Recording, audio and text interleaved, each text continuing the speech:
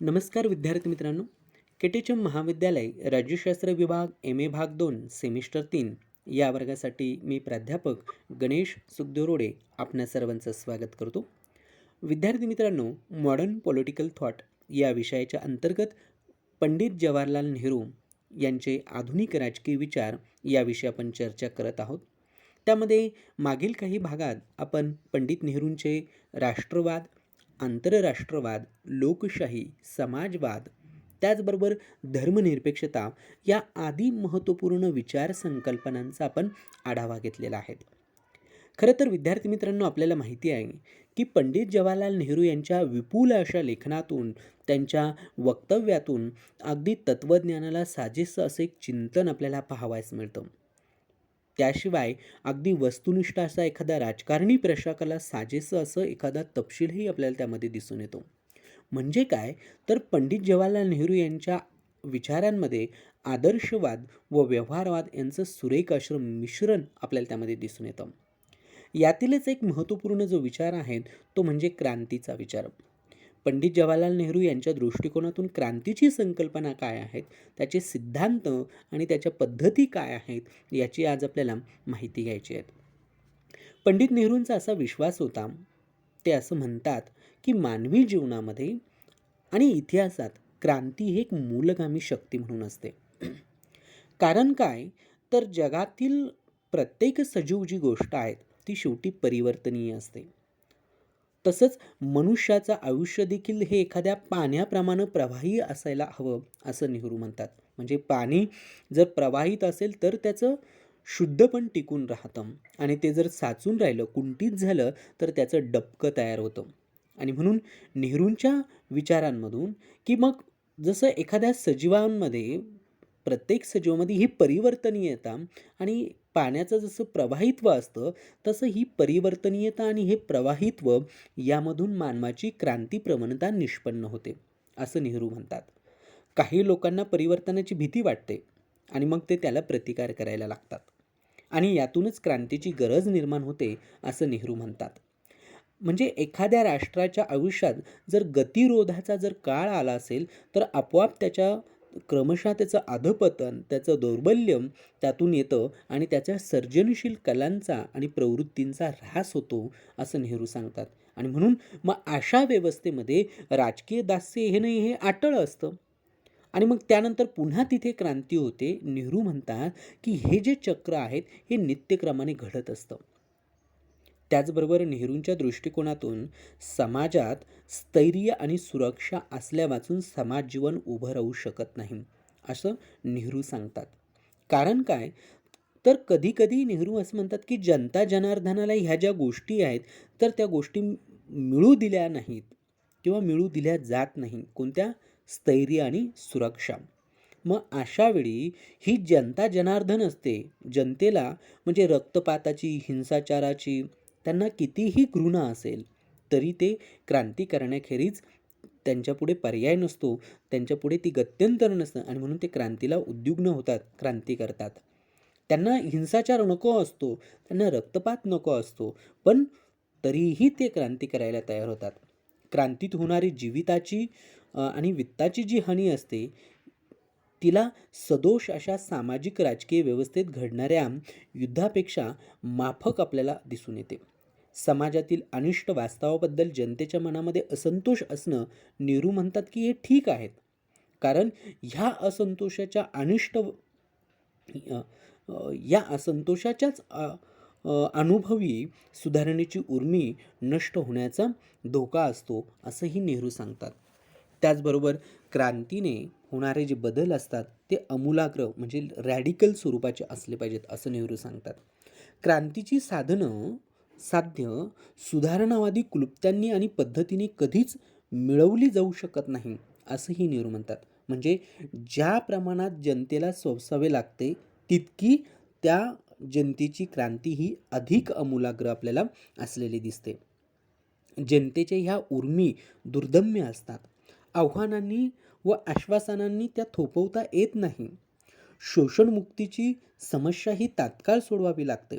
ज्या राजकीय व्यवस्था हे लक्षात घेऊन लोक कल्याणार्थ झटत नाही ना, तर त्यांना नेहरू कुचकामी असं म्हणतात. नेहरूंना त्या व्यवस्था कुचकामी वाटतात, जिथे लोककल्याणाचा विचार होत नाही ज्या व्यवस्थांमध्ये. आणि म्हणून ज्या राजवटींच्या पाठीशी लोकमताचं बळच नसतं, त्या अत्यंत कच्च्या पायावर उभ्या असतात. त्यांच्या विरुद्ध होणाऱ्या क्रांत्या समर्थनीयच ठरतात. कारण पंडित नेहरूंच्या मते जनइच्छा हीच सर्व शक्तिशाली सार्वभौम अधिसत्ता आपल्याला असलेली दिसून येते. कारण परावस्थेतून मुक्त होण्यासाठी क्रांतीचा मार्ग पंडित नेहरू हे आचरणीय ठरवतात किंवा योग्य ठरवताना दिसतात आपल्याला. कारण नेहरूंच्या मते कोणतंही जिवंत राष्ट्र विजेत्या राज्यकर्त्यांच्या सत्तेखाली शांततापूर्वक राहू शकत नाही. कारण शांतता म्हणजे शरणागती आणि शरणागती म्हणजे राष्ट्राच्या मौलिक तत्वांचाच मृत्यू होय, असं नेहरूंनी एका ठिकाणी लिहून ठेवलेलं आहे. आणि म्हणून इतिहासातील मोठमोठी जी साम्राज्य जिथे क्रांतीची बीजं रोवण्यास कारणीभूत झाली होती, त्यांच्यातील कल्पनाशून्य राज्यकर्ते जनतेच्या शोषणावरच बेसावधपणे पोसले जात होते. आत्मसंतुष्ट आणि बेदारक राहताना दिसतात. ब्रिटिश राज्यकर्तेही याला अपवाद नाही. आणि ब्रिटिश राजवटीमुळे भारतीयांचं तर अनंत नुकसान होत आहे, पण तिच्या यशस्वीतेमुळे या साम्राज्यशाहीचा मोह जगातील इतर राष्ट्रांना होतो. हे खरं संकट आहेत असं नेहरू म्हणतात. नेहरूंनी अत्यंत मार्मिक असं बोट या गोष्टींवर आपल्याला ठेवलेलं दिसून येतं. अशा राजवटींमध्ये नेहरूंच्या मते क्रांती ही मग अटळ ठरते. ब्रिटिश राजवटीची मुहूर्तमेढ ज्या दिवशी या देशात उभी झाली होती, त्याच दिवशी स्वातंत्र्याची स्वप्न पाहणारे काही क्रांतिकारक ही निर्माण झालेले आपल्याला दिसतात. आणि त्यांनी साम्राज्यापुढे झुकायचं नाकारून हसतमुखाने परिणामांची तयारी ठेवलेली दिसते.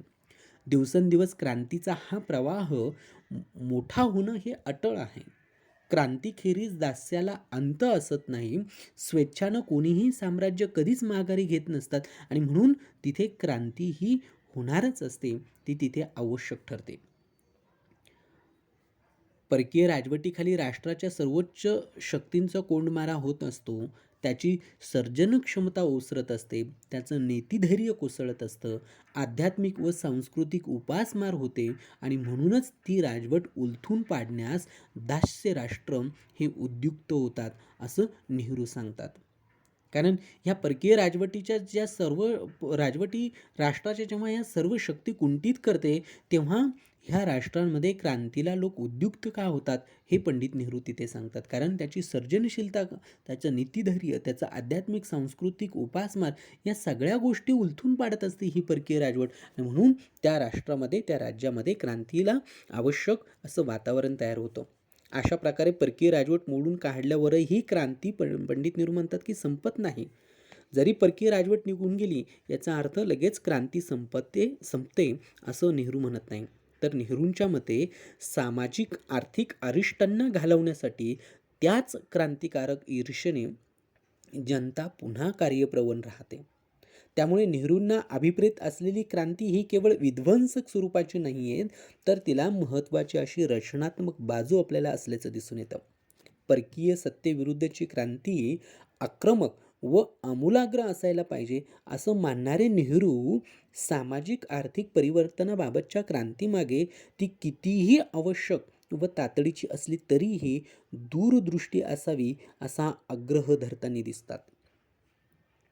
स्वतंत्र राष्ट्रात क्रांतीखेरीजही घटनात्मक मार्गांनी क्रांतिकारक बदल घडवून आणलं जाऊ शकतात असा नेहरूंचा विश्वास होता. आणि स्वतंत्रोत्तर भारतामध्ये त्यांनी पंतप्रधान पदाची जबाबदारी स्वीकारल्यानंतर घटनात्मक मार्गांनी क्रांतिकारक आर्थिक आणि सामाजिक बदल घडवून आणलेले आपल्याला दिसतात. कारण त्यांच्या विचारांमधून तो लोकशाही समाजवादाची ती नांदी आपल्याला भारतामध्ये सुरू झालेली दिसते. नेहरू असेही म्हणतात की हिंसात्मक स्फोटांनी साधायचं ते साधत नाही, म्हणून तिथे घटनात्मक मार्गांचाच उपयोग आपल्याला करावा लागेल.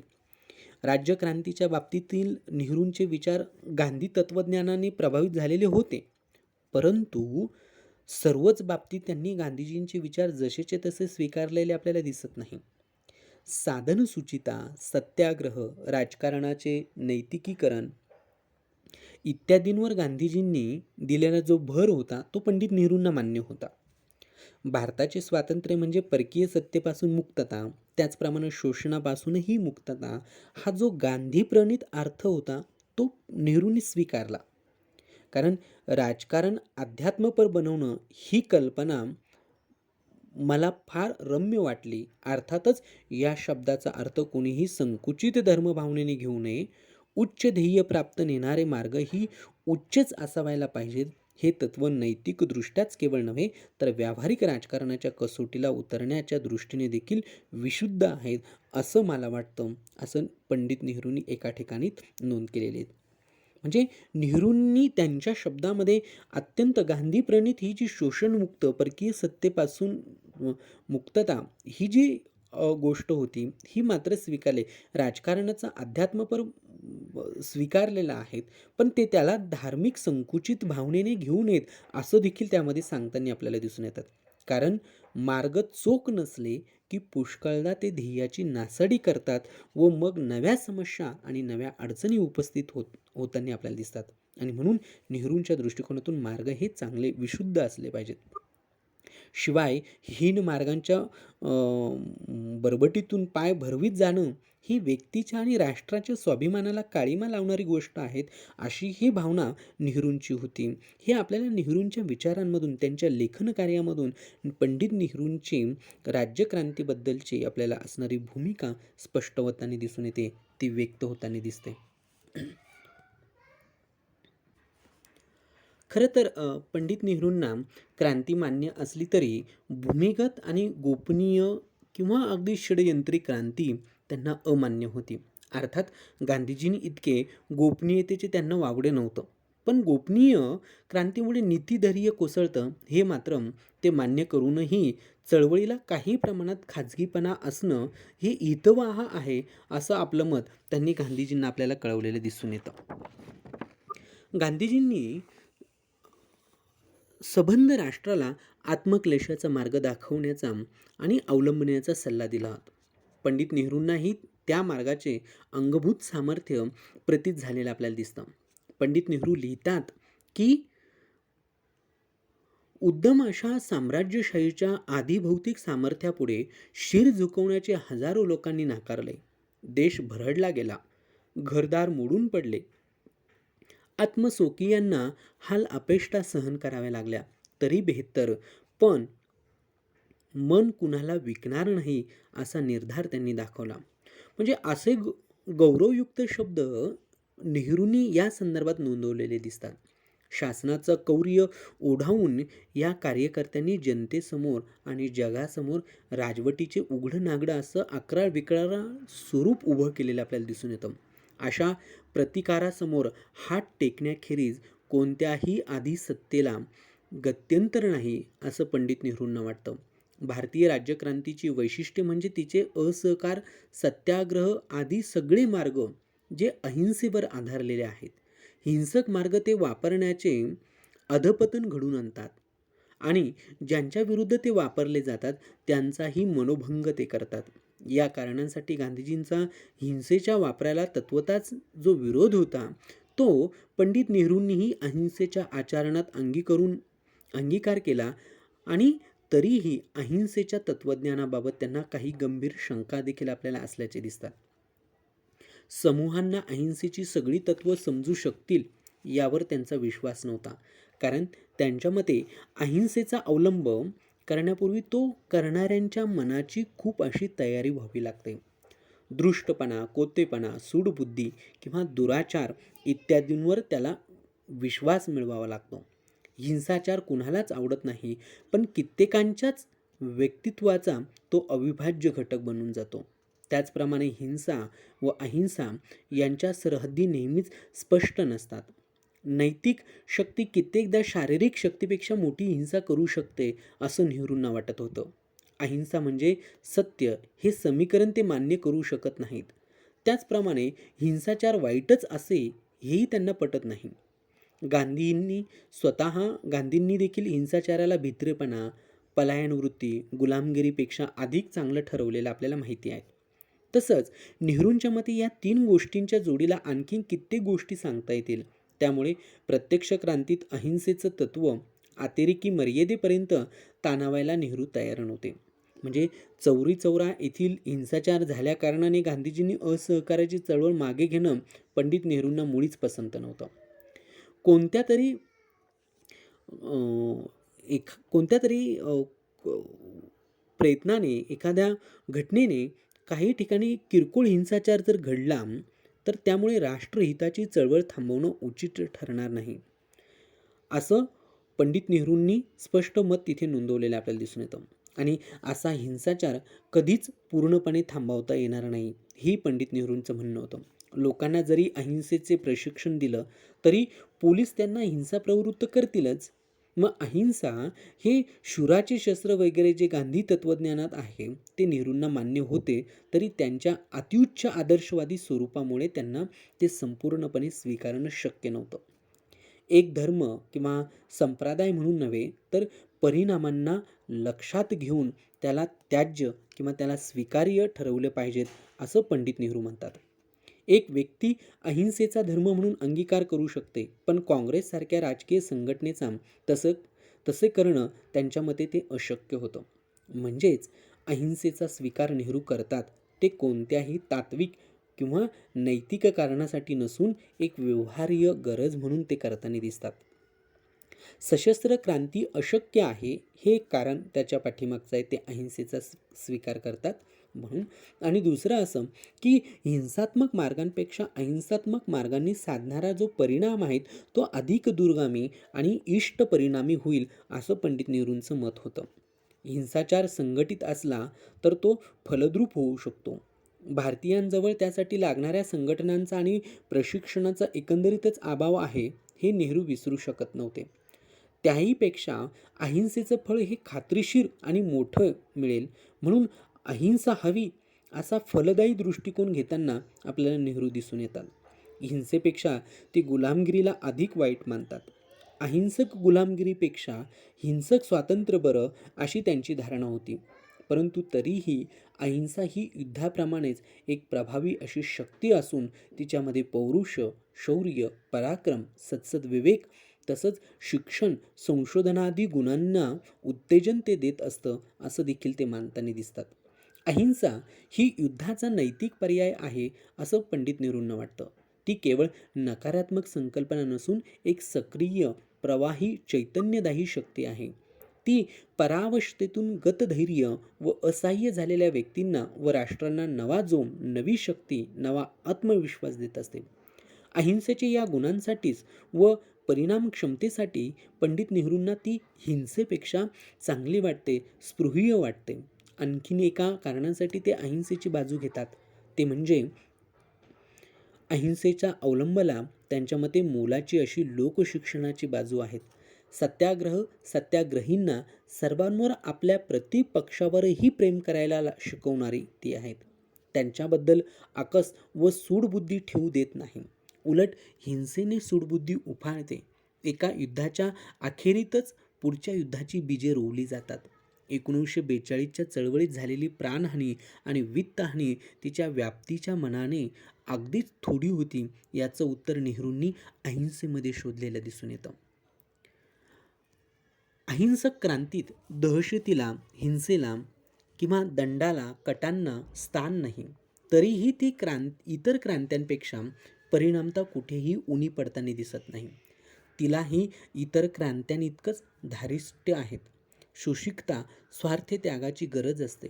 दहशतवाद ही नेहरूंच्या मते क्रांतीची प्रथम अवस्था असते. जसजसं राष्ट्रीय आंदोलन विकसित होत जातं तसतसा दहशतवाद मागे पडतो आणि लोक त्याच्याबद्दल उदासीन होतात. एवढंच नव्हे तर ते त्याचे विरोधक देखील होतात. भारतातही त्यांच्या मते तेच घडलं. दहशतवाद थंडावला याचं श्रेय ते सरकारी दमन यंत्रणांना देत नाही, तर सरकार केवळ दहशतवाद दडपू शकतं, नष्ट करू शकत नाही. व्यक्तिशः मातृभूमीसाठी बलिदान करणाऱ्या राष्ट्रभक्त क्रांतिकारकांबद्दल नेहरूंना विलक्षण असा आदर होता. पण त्यांच्या कार्यातून क्रांती घडून येईल असं मात्र त्यांना वाटत नव्हतं. त्यापेक्षा शांततापूर्ण क्रांती हा शब्द जरी काही प्रमाणात आपल्याला अंतर्विसंगत वाटत असला तरी देखील तो शांततापूर्ण क्रांती ही नेहरूंच्या मते अधिक प्रवाही आणि समन्वयपूर्वक आपल्याला ठरू शकते, असं नेहरू म्हणतात. विशेषतः सामाजिक आर्थिक क्षेत्रातील क्रांतीत अहिंसेपेक्षा हिंसा ही विशेषच हानिकारक ठरेल हे पंडित नेहरूंनी ओळखलं होतं. नेहरूंच्या मते सगळ्याच क्रांत्यांचं अंतिम साध्य एकच असतं, ते म्हणजे विश्वव्यापक असतं. संपूर्ण विश्वाची परिपूर्णता हे ते साध्य होय. भारतीय स्वातंत्र्य हे त्यांच्या मते मानवी स्वातंत्र्याचं एक अंग आहेत. राष्ट्र व अखंड राष्ट्र आणि खंड ह्या केवळ भौगोलिक सरहद्दी आहेत.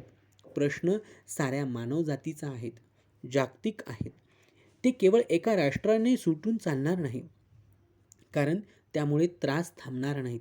सगळीकडे दारिद्र्य, दुःख यांचं निवारण झालं पाहिजेत. उशीर लागला तरी क्रांत्यांचं अंतिम साध्य हेच असायला पाहिजेत, असं नेहरू म्हणतात.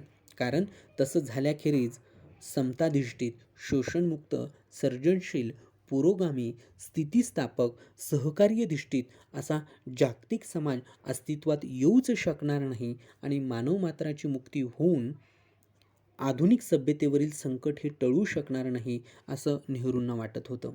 नेहरूंचे हे विचार स्वप्नरंजनात्मक जरी वाटत असले तरी ते आज ना उद्या घडून येणार आहे यासंबंधी मात्र नेहरूंना आशावाद होता आणि तो कधीच आपल्याला कमी झालेला दिसत नाही. एकूणच पंडित नेहरूंनी क्रांतीची संकल्पना, क्रांतीला दिलेलं समर्थन, मात्र कोणत्या पातळीपर्यंत ते समर्थन देणं आणि त्यामध्ये अहिंसेच्या तत्त्वाचा वापर, त्याचे सिद्धांत कोणते असतील, त्याच्या पद्धती कोणत्या असतील आणि त्यातून मानवमात्राचं कल्याण कसं साध्य होईल, संपूर्ण विश्वाची परिपूर्णता कशी साध्य होईल, या सर्व गोष्टी त्यांनी ह्या संकल्पनेमधून आपल्याला मांडलेल्या दिसून येतात. विद्यार्थी मित्रांनो, पंडित नेहरूंच्या या क्रांतीसंबंधी असणारे विचारांची आपण माहिती घेतली. या संदर्भात तुम्हाला अधिक विविध संदर्भ पुस्तकांमध्ये याविषयी माहिती तुम्हाला घेता येईल. पुढील भागामध्ये आपण पंडित नेहरूंचे शांतता आणि युद्धासंबंधी असणारे जे विचार होते, त्यांच्या दृष्टिकोनातून ह्या संकल्पना ज्या पद्धतीनं त्यांनी मांडलेल्या आहेत, ते आपण पुढील भागामध्ये बघूया. तोपर्यंत थांबूया. सर्वांना धन्यवाद.